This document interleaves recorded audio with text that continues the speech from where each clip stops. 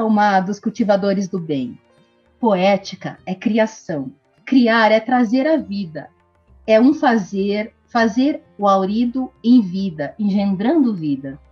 Palavras de nossa também escritora do Coletivo Marianas, Priscila Prado, que introduz o livro Espiral Poética a nós, continuando. Hoje Saúde com Vidas traz brotos, embriões, neurônios, caracóis, furacões, e a vida se faz em espiral. Essa é a poética de Laura Montserrat, que leva o nome de sua avó materna. Porém, o nome foi feito em homenagem a uma amiga de sua mãe, Isis, uma poeta curitibana, Laura Santos. Aí o destino já dava seus futuros sinais. Laura é mãe de uma filha, de um filho e avó de 3 netas. Tem muitas obras publicadas na área de psicopedagogia e educação. Ela é a segunda de uma prole de 9 filhos e desde muito pequena registra o mundo desenhando e escrevendo. E hoje irá compartilhar conosco, aqui no programa Saúde com Vidas, a rede dos alquimistas de agora, a sua sábia mensagem de vida. Laura, seja muito bem-vinda em nossa sala de bem-estar Saúde com Vidas. É um prazer, Carla, receber esse convite, estar aqui com você. É sempre muito, muito bom a gente conversar, né? Conversar sobre as coisas da vida. Então, vamos lá. E, primeiramente, aquela pergunta típica de psicóloga. Quem é Laura Montserrat? Laura Montserrat é, antes de tudo, uma mulher, né? Uma mulher, irmã de mais 8 mulheres, né? Nós somos em 9 mulheres. Uau, a casa das 9 mulheres. A casa das 9 mulheres. E uma mulher que, segundo meu pai, né, é uma mulher revolucionária, né? Mas que ele dizia que é revolucionária no bom sentido da palavra, no sentido de estar sempre revolvendo a terra para que o ar entre, né? E sempre trazendo novas perspectivas, novas visões, né? Não sei se é porque eu sou canhota, tenho o lado direito do cérebro mais desenvolvido. É o lado artístico, né? É o lado artístico, e aí essa coisa da novidade sempre está comigo, né? Então, Laura é alguém que está sempre pensando num novo projeto, numa nova perspectiva, numa nova ação, para que as coisas melhorem, para que a vida caminhe mais suave, mais leve, mas sem medo de enfrentar as dificuldades que a vida traz, né? Então, é isso. E como surgiu, Laura, esse teu interesse, esse teu despertar pela educação? Olha, como eu sou a segunda filha, Carla, de uma prole de 9, né? Eu acabei ficando, a minha mãe brincava que lá em casa tinha os departamentos, né? Então, a minha irmã mais velha, ela era do departamento da alimentação, ela que cuidava da cozinha, ela estava numa escola que ensinava essas coisas, né? A escola técnica do Paraná, e ela aprendia muito essas coisas lá, então ela era responsável pela cozinha. E eu era responsável pelas crianças, né? Então, a minha mãe dizia que eu era do departamento da educação e que eu ia ser ministra da educação quando eu crescesse, né? Porque eu estava sempre às voltas com as minhas irmãs, ajudando a cuidar, ajudando a vestir, ajudando a elas se alimentarem, enfim, mas gostava muito de brincar, e sempre gostei, e até hoje eu adoro brincar, então adorava brincar com elas, né, e também morava numa rua populosa de crianças e tal, então estava sempre organizando festa para as crianças menores, né?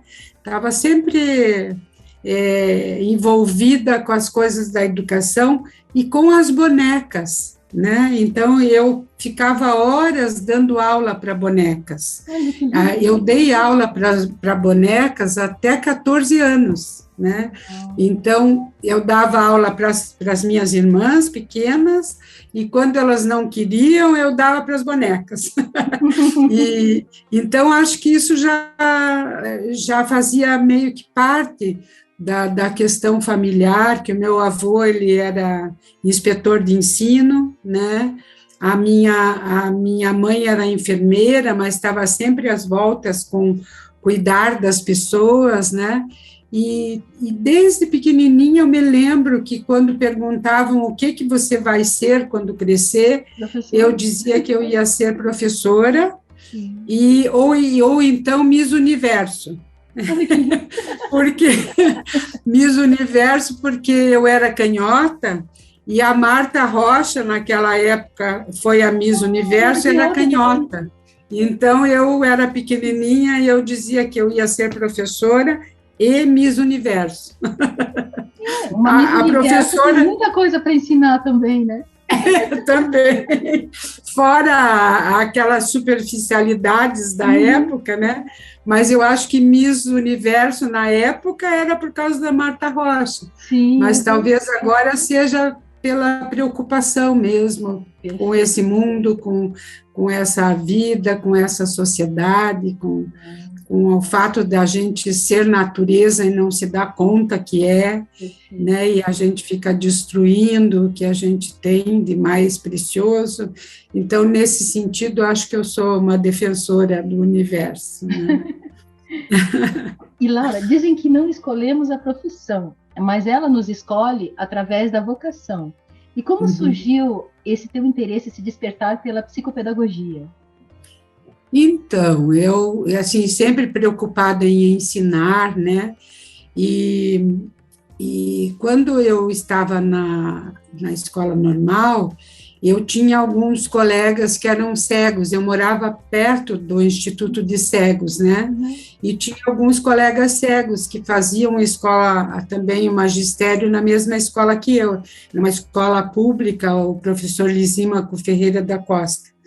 E uma vez foi lá um professor, também cego, da Secretaria de Educação, professor Brasílio Stari Pravo, e contar que existia um departamento de educação especial, que esse departamento de educação especial tinha cursos de especialização em educação especial, e que tinha um curso em São Paulo, para professores de deficientes visuais, que ele foi lá para divulgar, e eu gostei tanto da fala dele, que eu coloquei para mim que a hora que eu tivesse terminando a escola normal, eu iria fazer esse curso em São Paulo.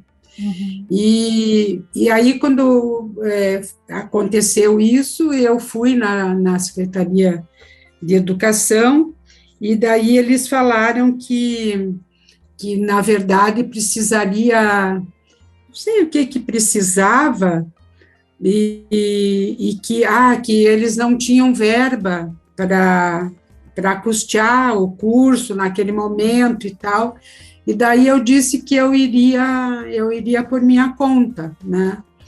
E daí eu fui para São Paulo, eu telefonei para o lugar, marquei, enfim, e ninguém me respondia, e eu peguei e fui. Eu tinha uma tia, minha madrinha morava em São Paulo, eu fui lá para o Instituto, como é que chamava?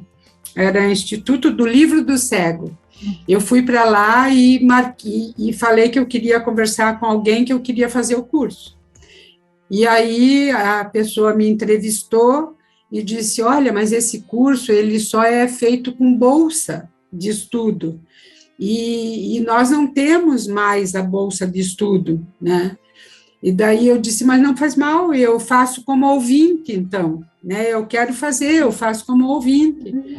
E aí eu sei que eu fiquei a manhã inteira esperando, E daí ela disse, bom, se você quer fazer como ouvinte, então amanhã, tal hora, começam as aulas no Largo da Aclimação, em São Paulo. E aí eu fui para ter as aulas e comecei a fazer o curso, e chegou no final, eu recebi o certificado como aluna, porque fui uma das melhores alunas do curso, né? Então, em vez de receber só a declaração de ouvinte, eu recebi o certificado de especialização no nível de ensino médio, né? E aí fiquei trabalhando com deficientes visuais também como voluntária na Secretaria aqui de Educação, porque não tinha concurso ainda, né? E eu recebia, na época era 50 cruzeiros, que era uma verba que vinha do Ministério da Educação, que era para ônibus, para locomoção, né? Então, eu recebia aquele dinheiro só para ir trabalhar e pagar a minha locomoção até a secretaria. Você foi pioneira, então, dessa visão da questão de integrar, né? Isso, da naquela integração. Época era o ensino especial ainda, né? Ainda Isso. E eu trabalhava no Departamento de Educação Especial, comecei como voluntária, daí em 1970 saiu o concurso, eu fiz o concurso, o concurso era uma prova e tinha 100 dias de trabalho voluntário, né? Uhum. E aí eu fiz os 5 primeiros meses na educação especial, daí mudou a regra, a gente tinha que ir para o ensino regular, daí eu fui para o ensino regular, e daí acabei passando em terceiro lugar no Paraná, né? Eram 900, não sei quantos candidatos. E aí eu fui para a educação especial, daí sim, recebendo o meu salário, e comecei a trabalhar com deficientes visuais. Só que a Abigail, que era uma colega minha, e eu, trabalhávamos com uma classe especial numa escola ali na Água Verde, agora me fugiu o nome da escola. E nessa classe tinha muitas crianças com múltiplas deficiências, né? Então, eu comecei a me interessar porque eu percebia que tinham crianças que eram deficientes visuais, mas que aprendiam com facilidade, e outras que não aprendiam. E aí nós fundamos, eu fui também uma das pioneiras, a Abigail e eu, fundamos a APADEV, junto com o Pais de Deficientes Visuais, que é a Associação de Pais e Professores de Deficientes Visuais, a APADEV. E aí a gente alugou uma casa e a gente fazia um trabalho, e a Abigail, o Antônio, também não me lembro o sobrenome dele, ele era deficiente visual e era professor, e eu fizemos um estudo sobre aprendizagem lenta. E aí eu comecei a entender que a minha área não era a educação especial, era a aprendizagem. Uhum. E aí acabei indo para a psicopedagogia, que é a área especializada nos processos de aprendizagem, né? E acabei, então, me enveredando para essa área, mas fiquei bastante tempo na educação especial, até nascer a minha filha.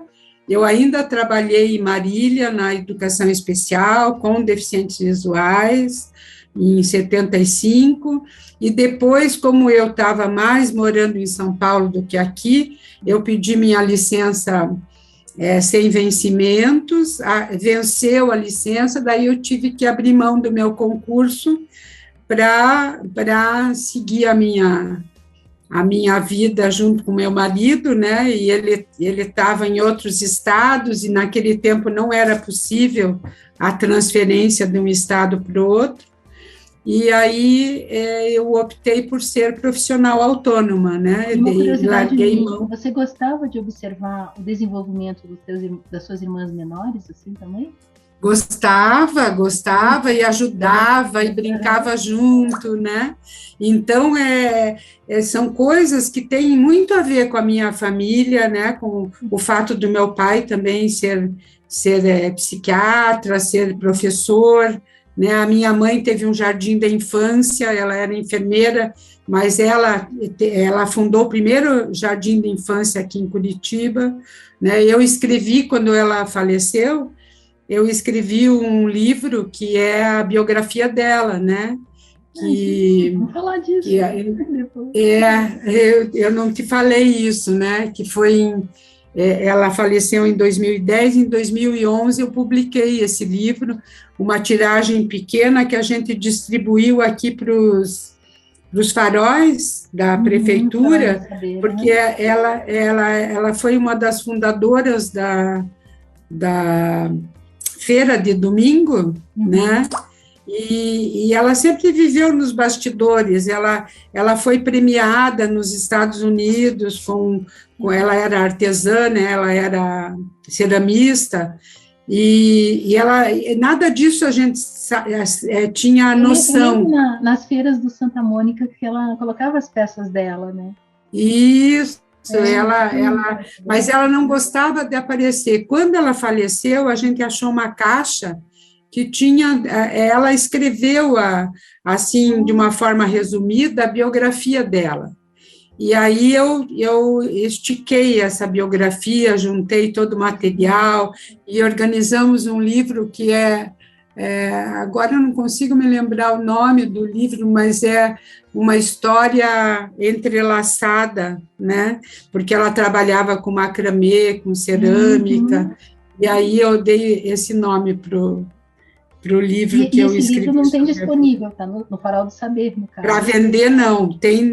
Eu distribuí nos faróis do saber e fiquei de distribuir nas bibliotecas das faculdades, mas acabei não distribuindo, porque acabaram meus volumes, e porque cada irmã ficou também com um número de volumes para dar para os amigos, né?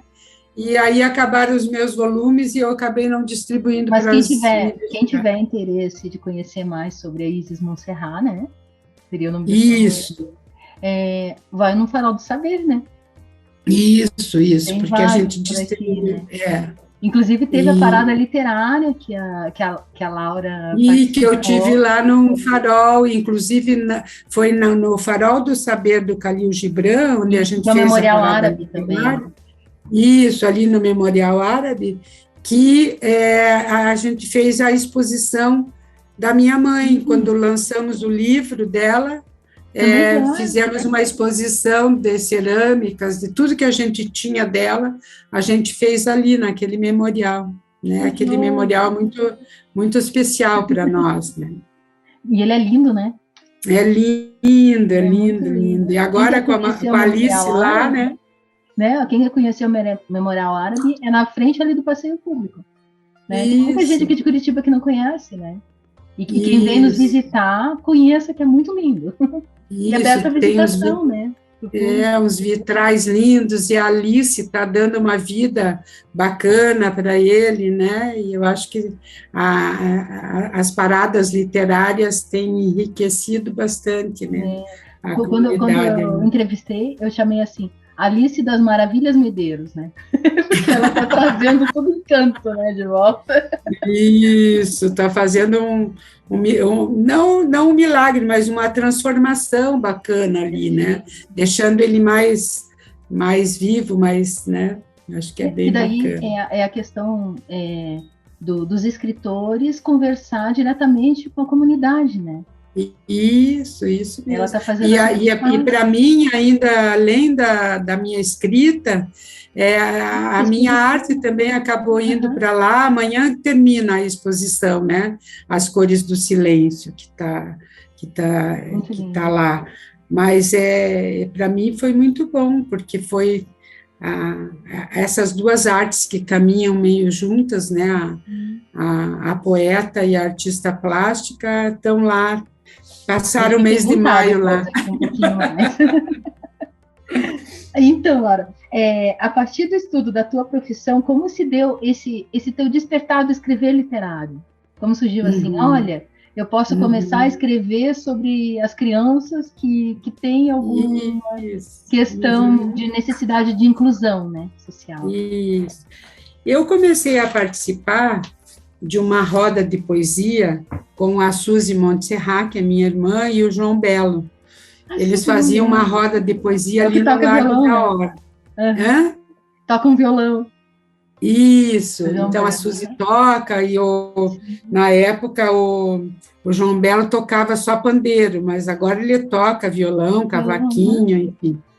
E aí eu comecei a ir com eles, porque eu tinha um espaço que chamava Corpo, Arte e Cultura, que era Que não me um lembro. espaço aqui na Avenida Paraná, que era para crianças, para brincar, para a gente trabalhar com teatro, com histórias, com ginástica, com exercício, com dança, com que fosse. Você foi E nós pioneira éramos mesmo, hein? quatro educadores, a Suzy, Pioneira. a Heloísa, que é a minha filha que trabalha com corpo, né, que é Uhum. psicomotricista relacional, eu que trabalho com poesia, com história, a Heloísa também é contadora de história, e o meu filho, que é um ser brincante, né, então nós quatro tocávamos lá esse espaço, e aí a Suzy e o João Belo começaram a criar essa roda lá no Largo da Ordem, e a gente lia poesias, né? Então eles tocavam uma música, e daí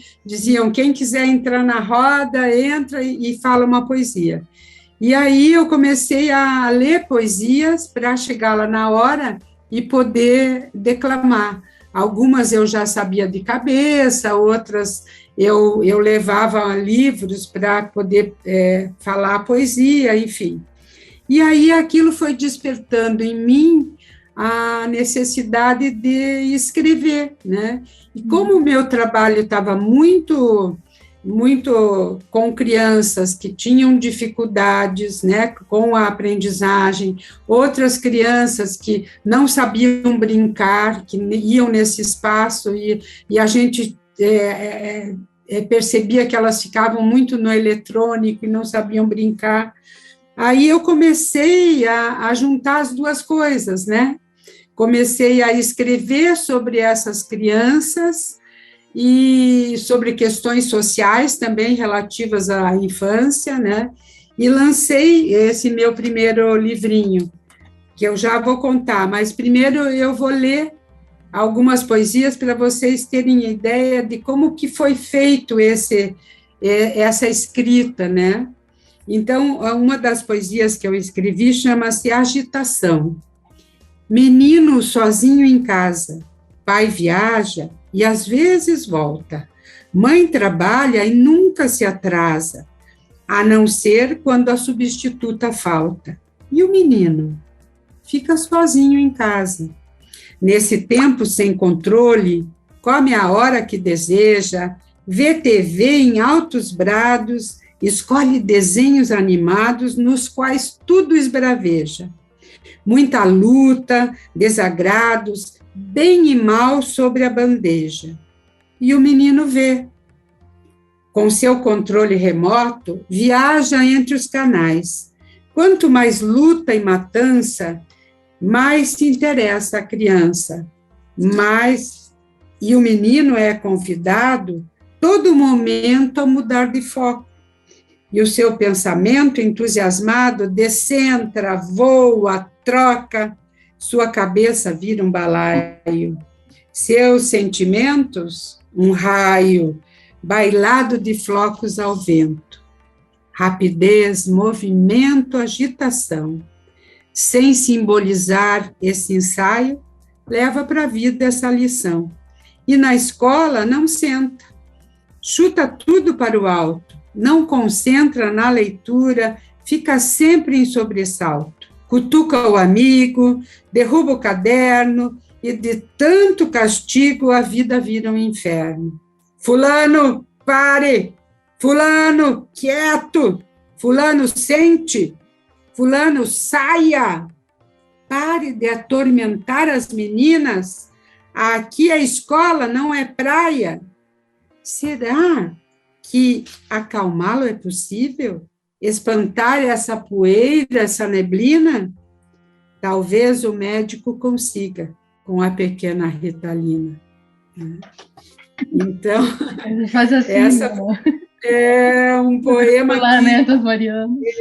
que fala dessas crianças que acabam ficando muito nos eletrônicos e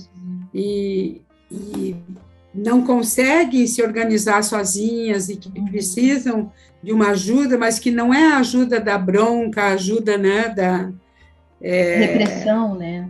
Da repressão, né? E que só a bronca não ajuda eles se organizarem, né? E aí tem também outras crianças que eu atendi e atendo até hoje, né? Eu queria só fazer um parênteses desse da Ritalina, porque é muito assim, né? Daí, na minha visão da psicologia, a questão da hiperatividade masculina, ela é corporal, mas a hiperatividade feminina, ela é muito mais mental. Então, é aquela criança no mundo da lua, né? Aquela menina quietinha no mundo da lua, que também está na hiperatividade, porque está fazendo a viagem mental, né? De uma certa forma, né? E que a gente não vê, né?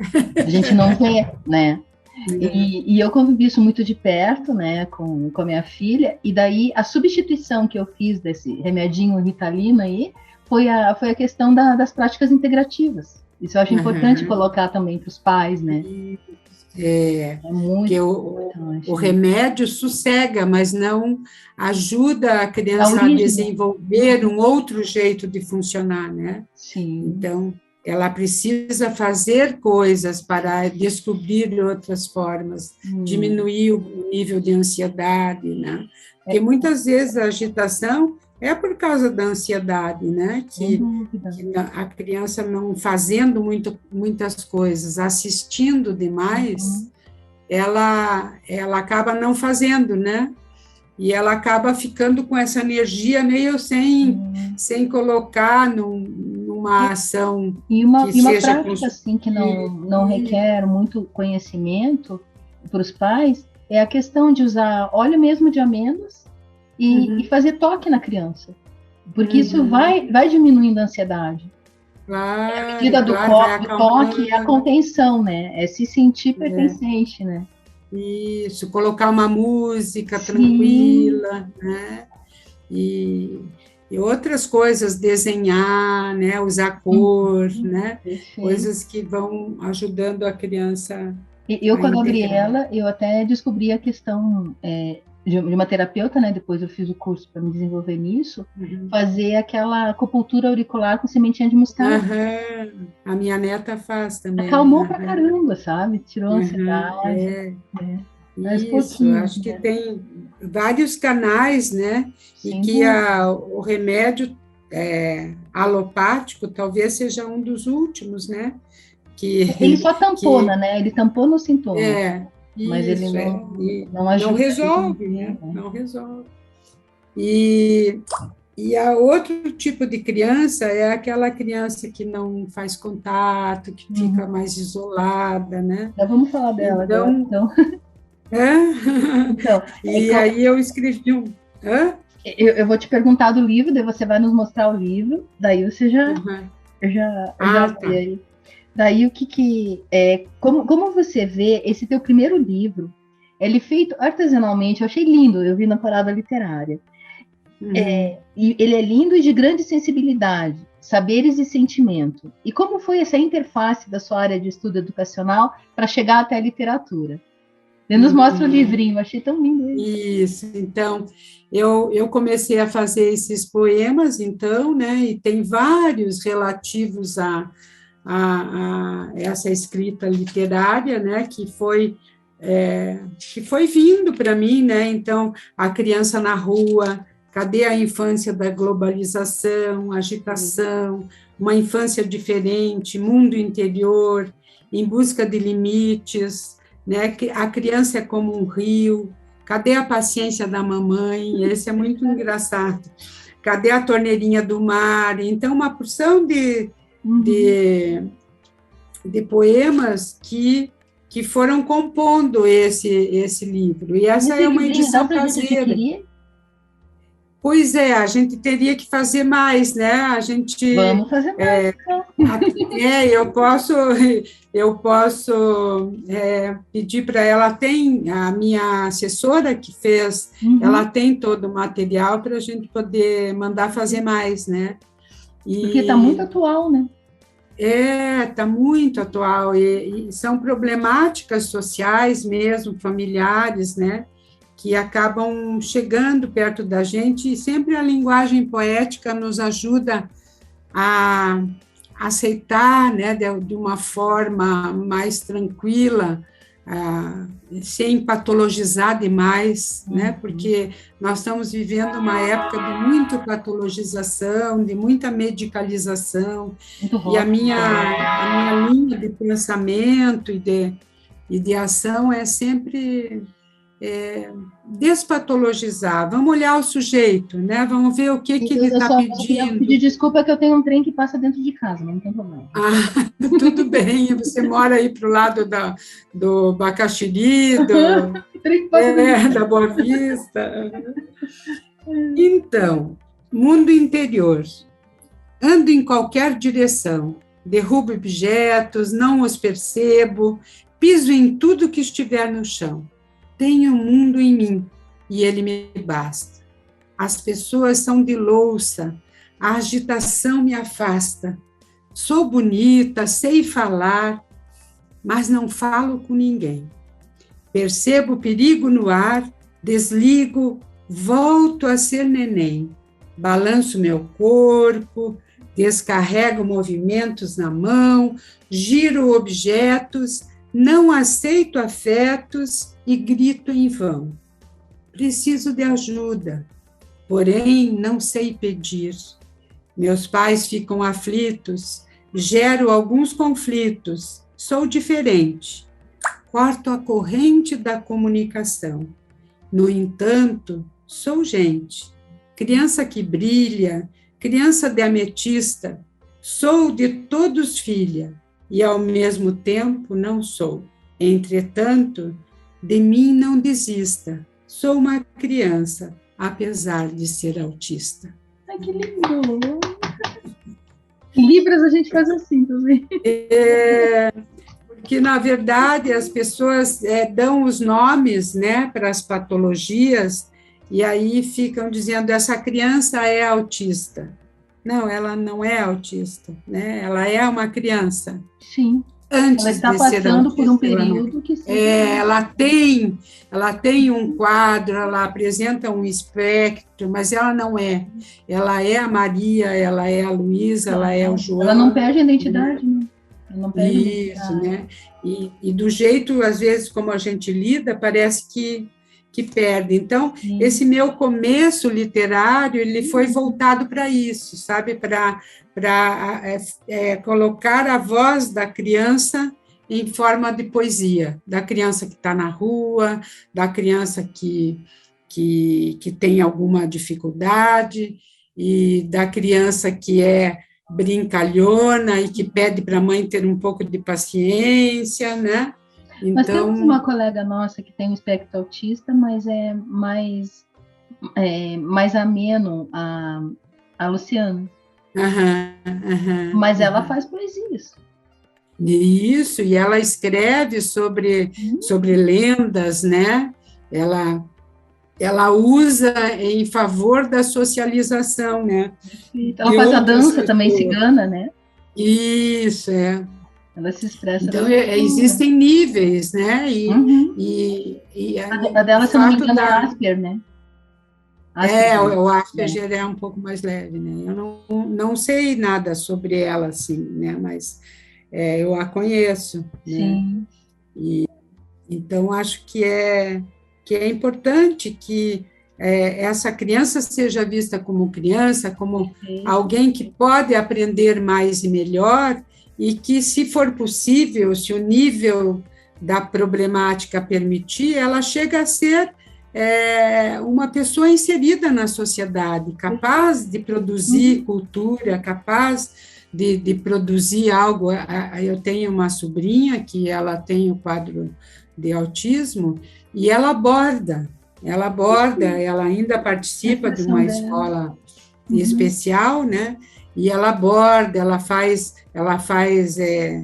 flores, né? Então, são coisas que vão permitindo que a pessoa se insira, né, no contexto social, faça parte e seja uma pessoa, né? Porque E todos cada vez somos, mais, cada um Laura, com as que com a suas tua características. contribuição, que os professores também despertem, né? Que os professores despertem para essa questão da gente não segregar crianças, mas sim incluir, né? Numa Isso, sala tem crianças de N características, de N modos de ser, né? E não deixando de ser criança, né? E é muito difícil ainda na educação poder isso acontecer por causa das exigências, né, institucionais, de que precisa fazer isso, fazer aquilo, fazer aquele outro, e aí essa presença da diversidade acaba ficando difícil para o professor gerenciar, né, mas tem muitos professores, eu trabalho com muitos professores da prefeitura. Esse começo do ano a gente trabalhou com os professores das salas de recursos, né? E que lidam com as pessoas que apresentam, de certa forma, alguma dificuldade para aprender. E tem muita coisa bonita acontecendo, né? Sim, Mas é muito difícil, né? porque a exigência dos núcleos de educação, do próprio ministério, ainda traz para a coisa do que todo mundo tem que fazer a mesma coisa, marchar com o mesmo pé, né? Mas não é por na aí, mesma né? É um hora, no atendimento mesmo diferenciado, né? Mesmo no coletivo, ter um olhar, um debruçar diferente para cada criança, né?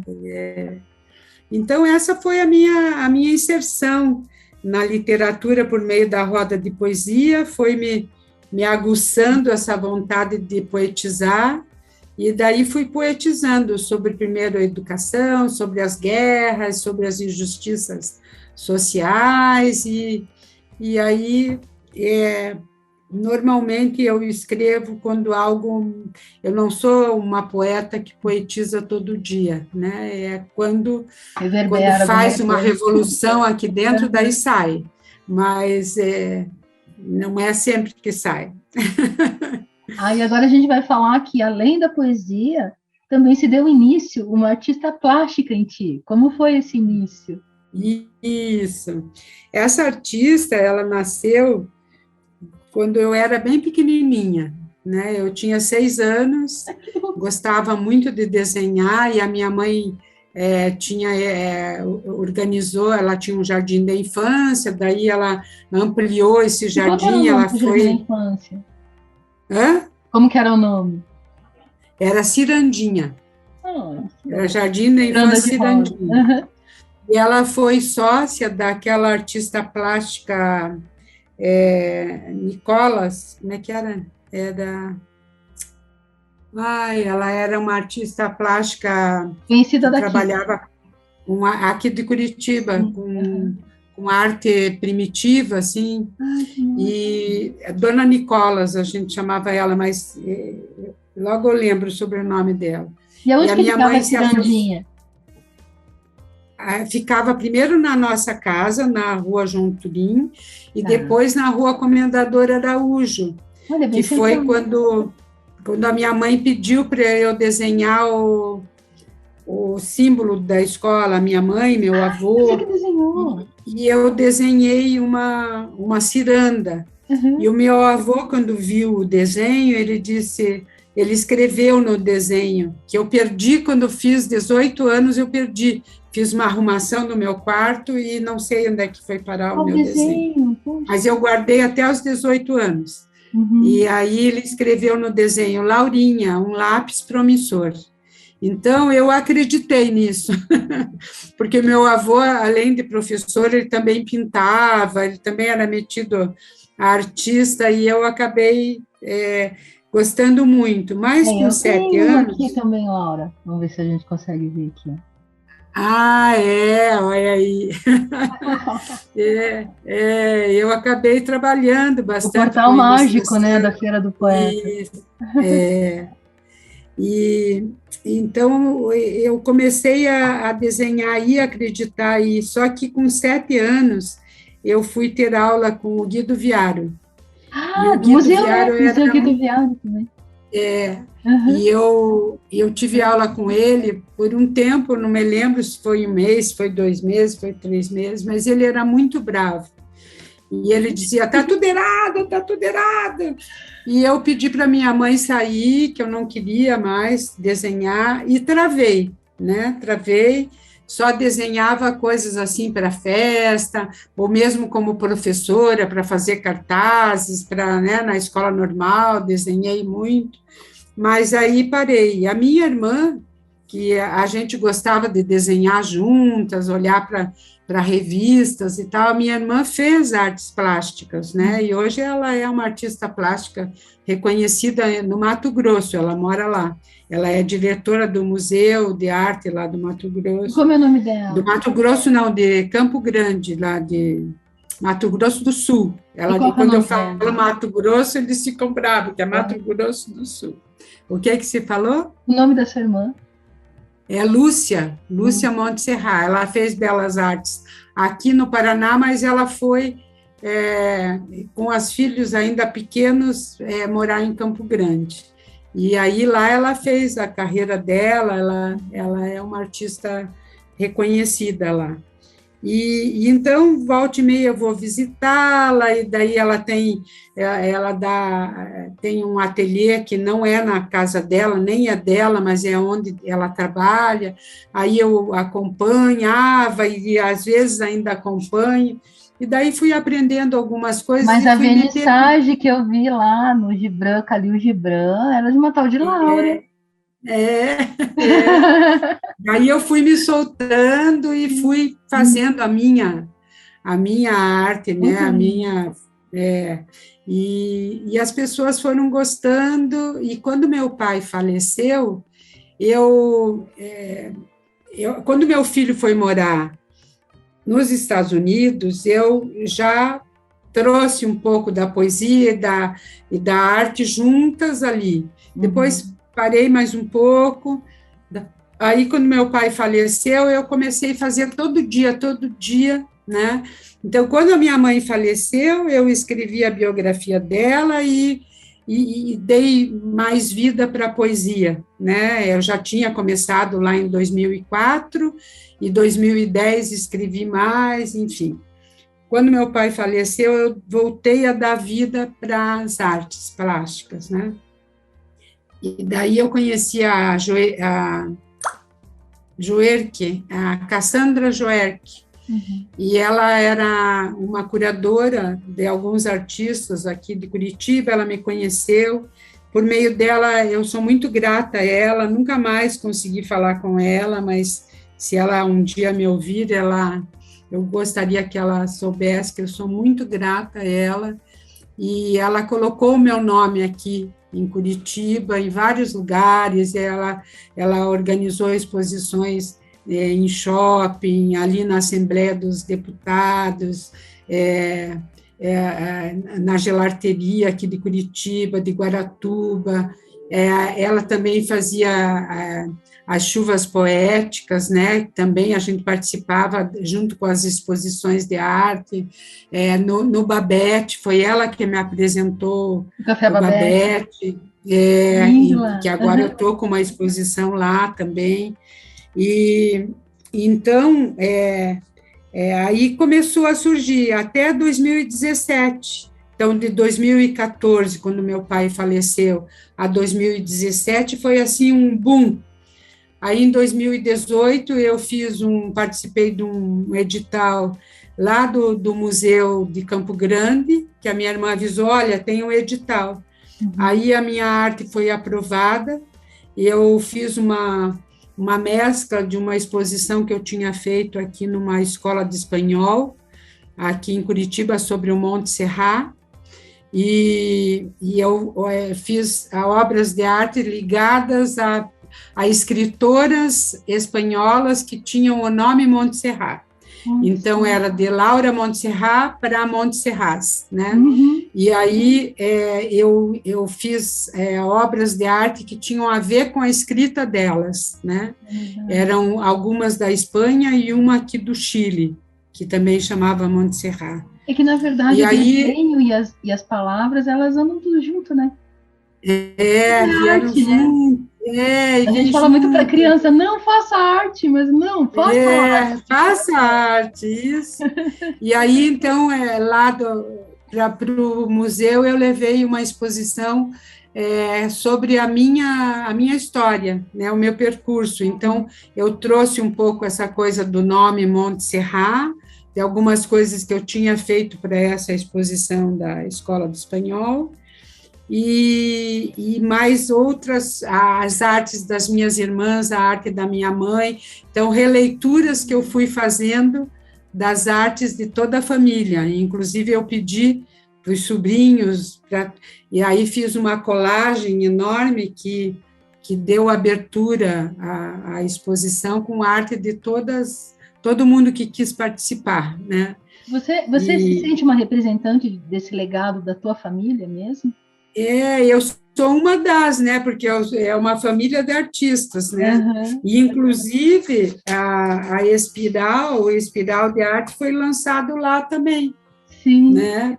Porque foi junto, como era a minha história, e foi em 18, e esse livro saiu, ele saiu em 18. Então, e como 2000... surgiu esse espiral poético na tua vida? Porque o nome do livro é Espiral Poética, mas também o espiral poético da Laura, artista plástica, da Laura poeta, da Laura psicopedagoga, da Laura professora das bonecas, né? Das irmãs, né? Isso mesmo. Então, a espiral começa aí, né? Nessa Laura que cuida das irmãs, que desenha, que gosta de brincar, que gosta de subir em árvore, que gosta de fazer comidinha, de fazer chefe de fadinhas, né? Eu fui bandeirante, fui chefe de fadinhas, fui professora itinerante de deficientes visuais, fui professora de pessoas com múltiplas deficiências muito sérias, né? E que ia em casa, que fazia atendimentos já meio clínicos naquela época, embora fosse professora. Então, e no meio da minha caminhada, surge a minha formação na epistemologia convergente. Quando eu resolvi estudar aprendizagem... Nos explica o que é, então. Eu resolvi estudar aprendizagem e eu cheguei numa linha de estudo que chama epistemologia convergente. É uma linha estudo do conhecimento, psicopedagogia, né? de psicopedagogia, que integra a psicanálise, a psicogenética e a psicologia social, né? Então, faz convergir essas três linhas para a gente compreender o sujeito que aprende, né? Sujeito como um todo, né? Sujeito como é um sujeito inteiro que é feito de dimensões, né? Dimensão que pensa, da dimensão que sente, da dimensão que age, da dimensão que interage, né? Então, eu acho que a história da minha família, né? A minha posição na minha família, toda a experiência que eu tive, essa educação mais aberta que meus pais, embora eu vivesse numa época de educação mais repressiva, os meus pais tinham uma forma mais aberta de educar. Então, e nessa epistemologia convergente, a gente acredita que a vida se dá em espiral.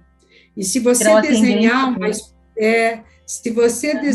uma espiral, você volta para revisitar o arco anterior, mas sobe com ele, né? Então, você está sempre encostando na experiência anterior e levando, e não é sempre na mesma direção, você vai abrindo, né? Você vai abrindo. Espirais, então, eu acredito que a minha vida é essa espiral, né? Eu estou sempre revisitando o que eu já vivi, mas sempre aquilo que eu te falei no começo, buscando algo novo para ampliar mais, mas sem perder a profundidade, né? Então, a espiral, ela continua fazendo parte de mim e eu posso mergulhar nela e posso vir para coisas novas, né? E por isso eu chamei esse livro de Espiral Poética, que foi do Coletivo Marianas, né? Do Coletivo Marianas. E como que foi você participar do Coletivo Marianas? Como foi teu encontro no Coletivo Marianas? Esse encontro foi ali na Feira do Poeta, né? Porque quando a minha mãe faleceu, eu fui buscar uma coisa diferente, e como a poesia estava vindo muito, eu fui lá para a Feira do Poeta, eu vi a notícia em 2012 de que ela ia ser reinaugurada, e eu fui para o dia da inauguração e lá fiquei. E lá daí eu conheci vocês, né? Conheci você, conheci a Rosa, conheci a Andréia, conheci a Priscila Prado, ali naquela banca que a gente vendia as poesias. E eu vendia, na época, umas fotografias com poesias que eu chamava de espiral poética. E aí, então, foi nascendo esse livro, e esse livro tem poesias que tem a ver com o meu pai, com a minha mãe, tem poesias que têm a ver com sentimentos que eu tive, que tem a ver com as minhas irmãs. E, então, é um livro mesmo que foi surgindo na minha vida, e que eu compilei tudo que eu tinha nas gavetas, nas caixinhas, nos caderninhos, né?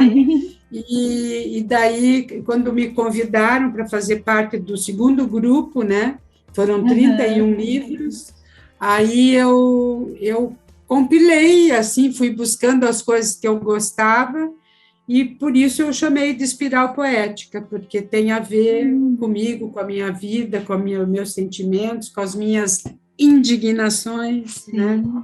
E agora vamos convidar todo mundo para conhecer um pouco, né? Porque como essa Laura Montserrat, com todos esses talentos, né? Ela virou um ateliê, gente.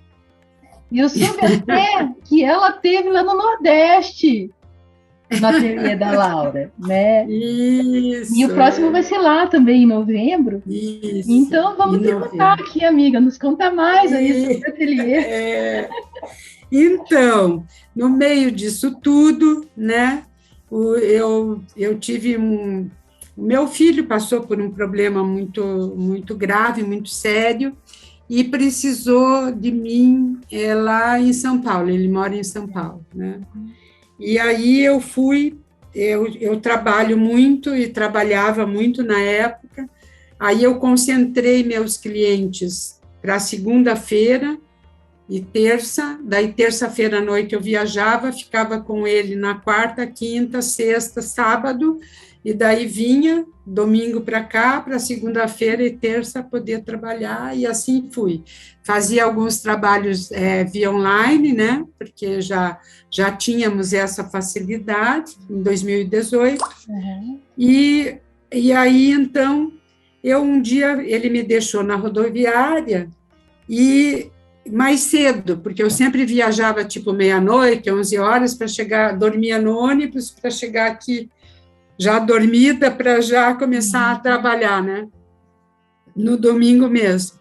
E aí, um dia, na rodoviária, eu encontrei um livro chamado Desenho Zen, naquelas banquinhas que ficam abertas só até as 10 horas da noite. E daí, aquela banquinha, sabe, que vende livro por R$5, R$10. Na rodoviária do Tietê, custava 15. Hã? Na rodoviária do Tietê. Do Tietê, isso.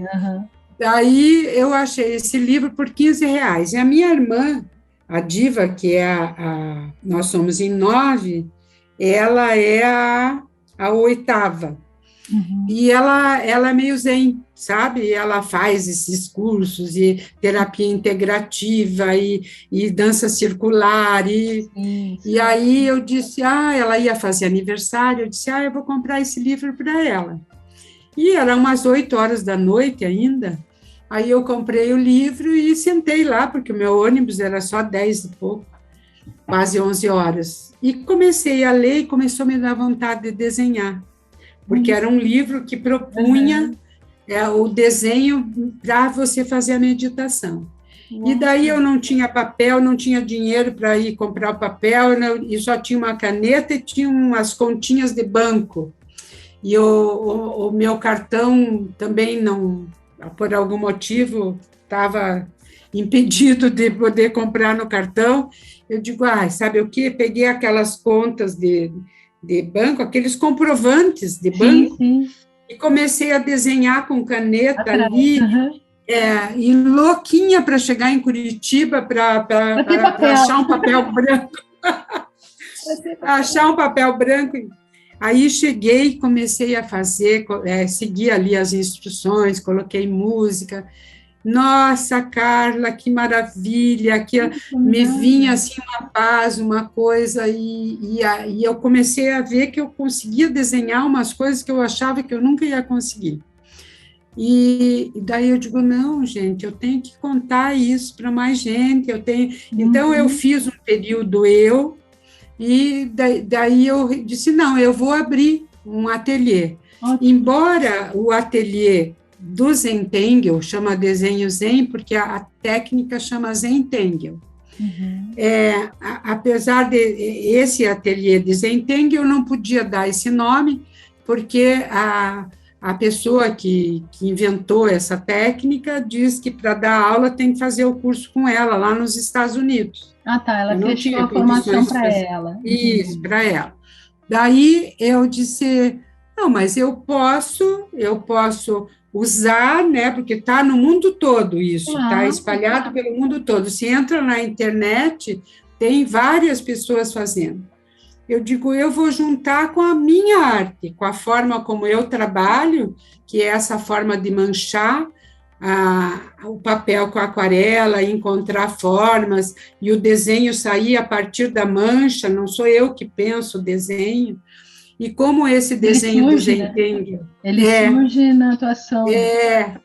E o desenho do Zentangle também, você não planeja, ele vai surgindo conforme você vai repetindo os padrões. Curiosidade, né? Laura, quando que você vem dar ali pra gente agora? Só o Nordeste, guria, vou te mostrar alguns, olha aqui, ó. Tá vendo? Olha. Então, são padrões que se repetem e que a gente vai fazendo, e eu abri daí eu abri um ateliê presencial. Que coisa fofa, olha que bonito, esse daqui é em homenagem a uma amiga minha que é do ateliê e que está fazendo aí um processo de reenergização, de terapia para poder viver mais um pouquinho. Então, eu fiz, que ela gosta muito de passarinhos, eu fiz esse passarinho para ela. Você falou tantas sábias palavras que eu vou pedir para você deixar uma mensagem só, você já deixou várias, né? Então, deixa uma mensagem tua de coração aos nossos teleweb espectadores, os nossos almados cultivadores do bem, então. Certo. Acho que a mensagem é essa, Carla. É agradecer, né, a paciência de vocês em me ouvirem e deixar essa mensagem de que, por maior que seja o sofrimento, né, por maior que seja a luta, por maior que seja a dificuldade que está posta em nossa frente, a gente pode usar a arma, né, a arma da pena, do pincel, da expressão do sentimento que a gente sente, né? Seja ele indignação, seja ele emoção, seja ele amor, seja ele amizade, seja ele tristeza, alegria, a gente pode transformar, não guardar só aqui nessa caixinha, mas transformá-lo e deixá-lo transbordar, deixá-lo se expressar para que outras pessoas se identifiquem, para que outras pessoas, assim como eu me identifiquei, né, com a arte da Suzy, do João Belo, dos poetas que eu ia lendo nessa roda, né, como eu me identifiquei com a arte do meu avô, com as palavras belas, que meu pai era um poeta também, ele escrevia coisas muito lindas. Então, na medida que as pessoas colocam para fora, outras pessoas podem se apropriar disso e transformar isso em expressão e em poder de luta mesmo, né? Para que esse mundo possa ir melhorando, né? Se a gente não consegue melhorar todo ele, o pedacinho que a gente está, talvez a gente consiga deixá-lo mais. A gente faz uma pequena diferença nossa, né? Fazer diferença, né? Deixá-lo mais brilhoso. Olha, então, gratidão de coração, Laurinha, assim, por trazer um pouco de você para todos nós hoje. E foi uma delícia conversar contigo. Ah, que bom, que bom. Eu também adorei conversar com você. Espero que esse teu canal ele já está fazendo a diferença e continue fazendo a diferença também para essa sustentabilidade humana que tanto estamos precisando nesse momento e vamos precisar sempre, né? Porque o ser humano coletivo, é sempre uma surpresa. Obrigadão. Grata. Então, a mensagem de hoje é o seguinte: se todo mundo assumir os desafios atuais, nós temos a força, como alquimistas do agora, de co-criar o nosso novo futuro na pós-pandemia. E se você é um empreendedor, ou CPF, ou PJ, e acredita num programa para criar uma rede de saúde com vida sustentável humana, escreva um e-mail para saudeconvidas@gmail.com. E você já se perguntou e sabe responder no que você faz a diferença para nos ajudar a co-criar esse nosso novo futuro? Venha ser nosso novo alquimista do agora, assim como a Laura Montserrat, e ser entrevistado aqui por mim. E gratidão ao carinho, às palavras e ao e-mail diário de todos vocês. E Saúde com Vida fica por aqui e até o próximo programa. Namastê, Laura. Namastê.